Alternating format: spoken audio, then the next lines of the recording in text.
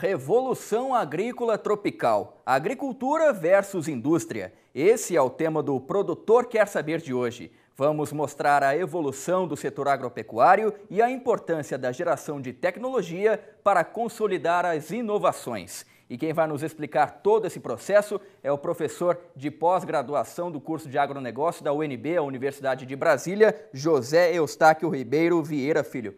Bom dia, professor. Obrigado pela presença. Bom dia. Obrigado aí pelo convite para estar conversando aí com os agricultores, né? E a ideia aqui é tentar mostrar que não existe essa rivalidade entre agricultura e indústria. Isso é algo que aconteceu no passado. Então hoje acho que o que existe é um benefício mútuo entre os dois setores, né? Perfeito. E agora vamos falar então, professor, das mudanças, das transformações nas últimas 2 décadas.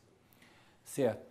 Então, quando a gente pega o tema tecnologia, né, o que eu vou falar aqui está baseado num livro que a gente vai estar lançando, eu e um professor americano, que é o professor Albert Fischler, é um especialista em desenvolvimento econômico, e a gente tenta, nesse livro, mostrar a importância do desenvolvimento agropecuário na economia brasileira. E muitos acreditam o seguinte, que a agricultura ela é um setor marginal. Ou seja, para eu ter um processo de desenvolvimento econômico, eu tenho que desenvolver primeiro a agricultura para depois desenvolver a indústria.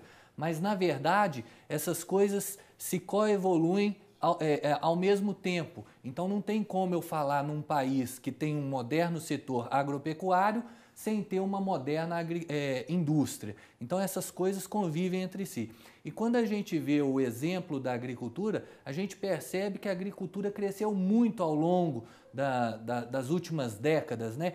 Ou talvez aí a gente possa mensurar nos últimos 50 anos. Então, na década de 60, o país era importador líquido de alimentos e hoje o país é um grande exportador de produtos agropecuários. Então, essa transformação se baseou em conhecimento e tecnologia. Perfeito. Agora, qual que é a importância da construção institucional para a gente conseguir gerar tecnologia no campo, professor? Tá. Por detrás de qualquer desenvolvimento do setor agropecuário, a gente tem que entender que a ideia não é eu compro uma tecnologia e aplico, e uma vez eu fazendo isso eu tenho ganhos de produtividade. Por detrás disso está uma grande mudança institucional, que vai promover a educação, que vai promover a difusão tecnológica, que vai promover a disseminação do conhecimento. Então, quando a gente pega o caso da agricultura, a gente vê a Embrapa como uma grande instituição promotora do conhecimento. Mas a Embrapa, sem outras instituições, ela também não desenvolve o seu papel corretamente. O que eu quero dizer com isso? É que no processo de inovação tecnológica, a gente tem a adoção tecnológica, que é feita pelo produtor, a gente tem a difusão tecnológica, que normalmente são feitas pelos serviços de assistências técnicas, que pode ser privado ou público, e tem a geração de conhecimento. E aí, nesse caso, a Embrapa ela é muito importante, mas também empresas privadas e institutos estaduais de pesquisa também. Ou seja, então a gente tem a geração, a difusão e a adoção. Então não adianta eu gerar conhecimento e lá na ponta o produtor não adotar essa tecnologia. Então a construção do ambiente institucional que está por detrás dessas transformações produtivas, ela é muito importante. E isso aconteceu na agricultura e na indústria. Perfeito, professor. Agora, para a gente falar um pouco mais a respeito, aprofundar essa construção institucional que o senhor está falando, podemos começar usando o caso da Petrobras também, que tem um grande desafio para a exploração do pré-sal. Como é que essa evolução tecnológica vai ajudar nesse processo específico? Então, é importante a gente ver o seguinte, pega o Brasil hoje, quais são os 3 exemplos de sucesso de inovação tecnológica? Primeiro que vem à cabeça é Petrobras. Petrobras foi criada em 1953. O segundo é a Embraer, que também é uma indústria na produção de aeronaves. Ela foi criada em 1969. E o terceiro exemplo é a Embrapa, que foi criada em 1973. Quando a gente pega o setor petrolífero, né, e aí a gente vê a dimensão da profundidade das explorações no pré-sal e os desafios envolvidos, são enormes. Então, na década de 50, a Petrobras ela produzia apenas 7% do petróleo consumido no país. Atualmente, a Petrobras ela é autossuficiente, ou seja, nós produzimos até mais do que o que a gente consome. E quando a gente vê os desafios tecnológicos na exploração do pré-sal, qual que é o sucesso da Petrobras? Antes, ela explorava petróleo em profundidades muito baixas, onde o mergulho humano é permitido. Mas a partir do momento que você começa a explorar em profundidades acima de 2.000 metros, 3.000 metros, tá? Que é o caso do pré-sal, os desafios tecnológicos são outros. A gente costuma dizer o seguinte, explorar petróleo em alto mar, na verdade, é como o homem tentar ir à Lua. Então, o homem não consegue enxergar nada a partir de 3.000 metros de profundidade. Então, os desafios tecnológicos são tão grandes como ir à Lua. Tá? Então, o que a Petrobras faz, basicamente, é isso. Essa figura aí mostra um pouco das complicações que você pode ter nesse tipo de exploração. Perfeito, professor. Agora, como é que foi essa evolução da exploração do pré-sal em águas cada vez mais profundas? Então, se a gente pega esse outro slide, a gente percebe um pouco da evolução tecnológica, que é marcada pela obtenção de recordes na exploração em alto mar. Tá? Então, se a gente pega de 79 até 2012, a gente percebe que há uma dominância muito grande da Petrobras nesse tipo de recorde, o que mostra que, em termos tecnológicos, a Petrobras vem avançando na fronteira do conhecimento. Perfeito, professor. E o nosso próximo slide fala sobre o que ali? Bom, aí é o caso da Embraer. Então, quando a gente pega a Embraer, a Embraer foi criada ali em 69, mas por detrás da criação da Embraer, nós tivemos, por exemplo, a criação do CTA, né, a criação do ITA, isso uma década antes. Em 64, a criação do IPD, que é o Instituto de Pesquisa e Desenvolvimento, que gerou o projeto de construção do Bandeirante. O Bandeirante foi o primeiro avião, a primeira aeronave construída pela Embraer. Nessa figura aqui, a gente percebe que lá em 1970, a dimensão do Bandeirante ela é completamente diferente da dimensão do que são os jatos mais modernos hoje da Embraer. E a gente percebe que há uma mudança de escala, e quando a gente muda a escala da tecnologia, os desafios tecnológicos também se alteram. Da mesma forma como é explorar petróleo a cada vez distâncias maiores e a cada vez mais profundo. Então, o desenvolvimento da tecnologia, no caso da Embraer, ela também segue essa trajetória por aprendizado de escala. Então, essa figura mostra um pouco isso. E aí a gente vê os desafios são grandes a partir do momento que a gente aumenta a escala do avião. Perfeito, professor. E a Embrapa também é um outro exemplo disso, né? Sim. A Embrapa é o seguinte, da mesma forma que a Embraer e a Petrobras, elas procuram ampliar, né, o seu desenvolvimento tecnológico, às vezes com inovações incrementais ou não, no caso da Embrapa é a mesma coisa. Quando a gente pega ao longo do tempo, o que o produtor agropecuário quer é crescer a sua propriedade. E quando ele cresce a sua propriedade, ele está ganhando escala. E a partir do momento que ele ganha escala, os desafios tecnológicos também se ampliam. Ok, muito obrigado então, professor José Eustáquio, professor da UNB, do curso de agronegócio. E pesquisador também do IPEA. Perfeito, tá certo. Nós voltamos já depois do intervalo.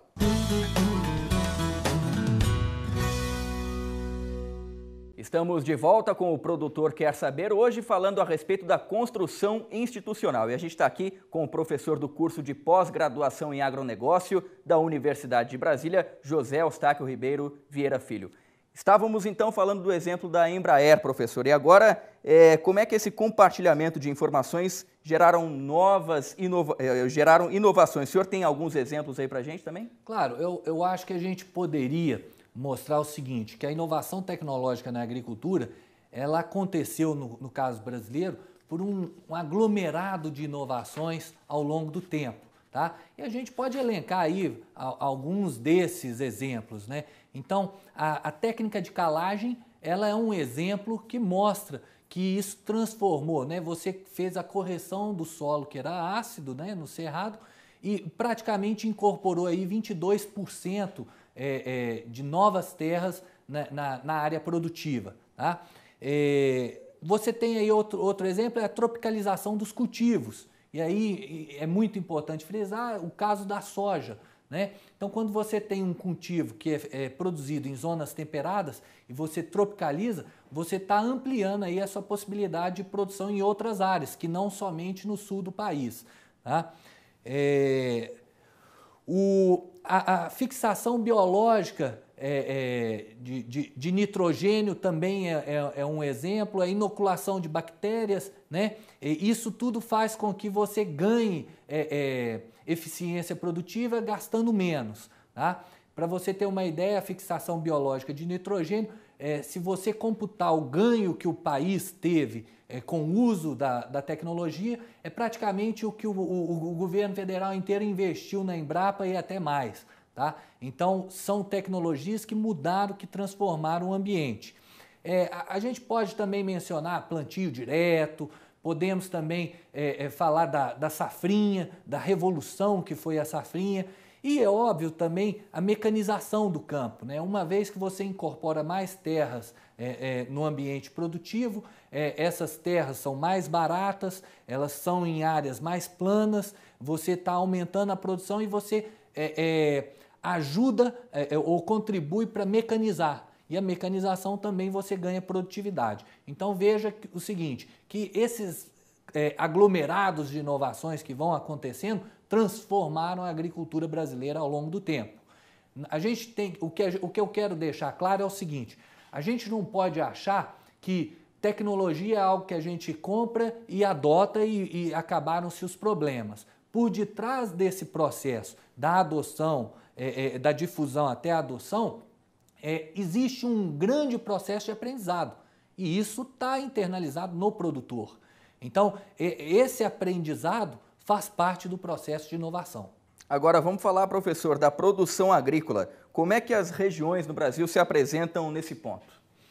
Bom, a gente vê que no Centro-Oeste a gente tem uma produção muito dinâmica que foi crescendo, né? No início a gente tinha uma produção mais no sul do país, São Paulo, essa produção foi se expandindo para o Centro-Oeste, tá? E logo mais recentemente a gente tem uma expansão no Mato Piba, que é Maranhão, Tocantins, Piauí, Bahia, tá? Quando a gente percebe, esse crescimento ele está se dando no Cerrado. Por quê? No passado, Cerrado era terra fechada, tá? Era uma terra improdutiva. Então, com todas essas transformações tecnológicas, o Cerrado se transformou num grande celeiro. Tá? Então, por isso, essa expansão está acontecendo no Cerrado. Então, quando a gente vê o Mato Piba, é no Cerrado nordestino que você está tendo essa expansão. Quando a gente vê esse gráfico, a gente percebe que a parcela de mercado do Centro-Oeste, comparado com as demais regiões, praticamente cresceu ao longo do tempo, principalmente ali a partir de 93. Tá? Então, em 1993, essa participação era de 8%, e ali em 2011, onde a gente tem o ápice, essa participação já chega a 33%. Isso quer dizer maior produção de grãos, maior produção pecuária, ou seja, é maior valor agregado que o país está internalizando. E se você pega o índice de desenvolvimento humano dessas regiões que estão crescendo no agronegócio, são os melhores comparado com outras regiões do país. E esses avanços geraram também novas oportunidades de safrinha, de safra, professor? Sim. E aí a gente pode olhar o próximo gráfico, que é o gráfico que mostra um pouco o que é a safrinha, né? A gente tem que entender que por detrás da safrinha, que seria a segunda safra, tá? Normalmente a gente se planta o cultivo de soja. Então, com a tropicalização da soja e com o encurtamento do ciclo de produção, você propiciou produzir o milho num período mais produtivo. Então, quando você trouxe a produção de milho para um período mais produtivo, você teve um boom de crescimento muito grande, né? Associado a plantio direto, associado a outras técnicas, isso tudo está fazendo crescer ou bombar a produção agropecuária. Então, quando a gente vê esse gráfico, a gente percebe que ali, em 1979, menos de 1% representava safrinha. E o nome safrinha, residual, né? Porque era uma produção residual. Quando a gente pega o último dado ali em 2014, a safrinha ela já representa 64%. Então ela deixou de ser safrinha e passou a ser segunda safra. Por quê? Por detrás está toda a transformação tecnológica. Então a gente não pode entender que essas coisas estão separadas. Esse gráfico aí é muito claro. A gente vê que a safrinha hoje representa praticamente 55 milhões de toneladas na produção. E como é que nessa produção a gente pode destacar também o plantio direto? O plantio direto. Então, no próximo slide, a gente vê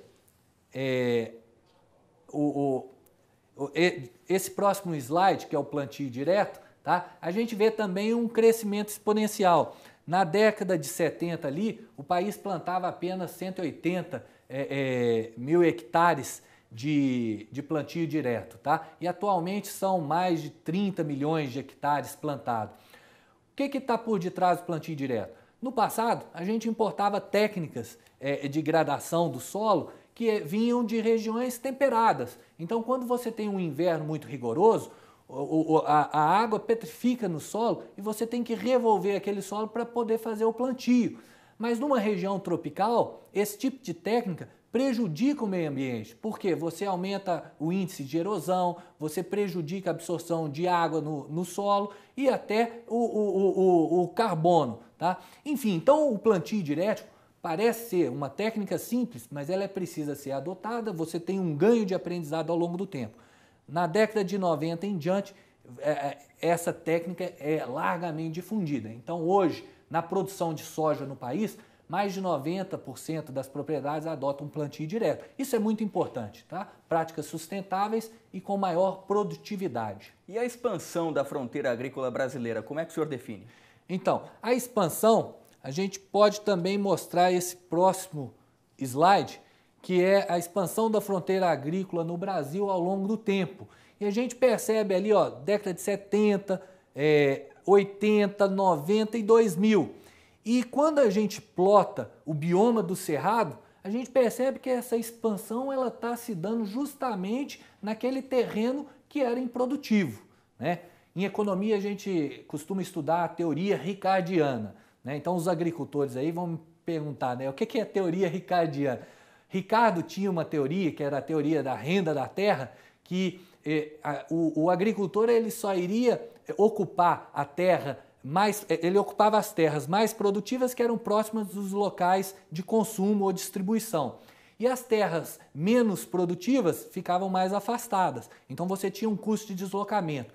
A verdade era o seguinte, a teoria de Ricardo, nesse gráfico aqui do Brasil, ela não vale. Então muitos economistas dizem, o país está se desindustrializando. Quando ele fala isso, ele está pensando na teoria da renda do Ricardo, da terra, porque ele pensa o seguinte, eu só vou ocupar as terras menos produtivas por último, mas o que a tecnologia mostrou é o seguinte, haviam terras que eram improdutivas no passado, mas com a adoção de tecnologias elas foram incorporadas e não necessariamente são aquelas regiões mais próximas. Então, essa dinâmica tecnológica é que propiciou o avanço da fronteira agrícola no país e atualmente regiões até bem próximas ao Equador produzem aí cultivos extremamente importantes para a geração de valor e renda na economia brasileira. Professor, para a gente encerrar, o acesso à assistência técnica ainda é um problema no setor agropecuário? Então, esse é um ponto seguinte, na década de 60 havia um problema. Qual que era o problema? Produzir alimentos. O país conseguiu solucionar esse problema? Conseguiu. Então, o país conseguiu produzir mais alimentos. Qual que é o problema atual? O problema atual é incorporar uma parcela muito grande de agricultores que estão marginalizados desse processo de difusão tecnológica.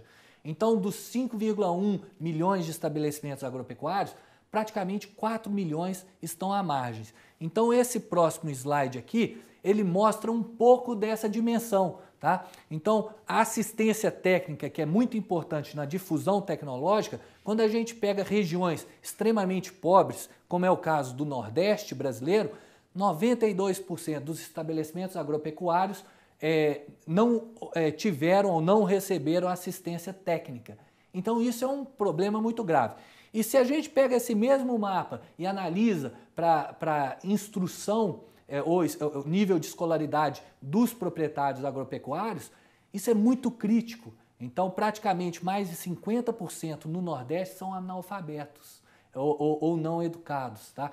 Esses são indicadores que mostram que a capacidade de absorção de novos conhecimentos pelo agricultor brasileiro ainda é muito fragilizada e deve ser muito atacada pelas políticas públicas e pelo governo. Ok, professor, muito obrigado aqui pela presença. Nós recebemos aqui no Produtor Quer Saber o professor do curso de agronegócio, curso de pós-graduação da UNB, Universidade de Brasília, e também pesquisador do IPEA, José Eustáquio. Muito obrigado pela presença.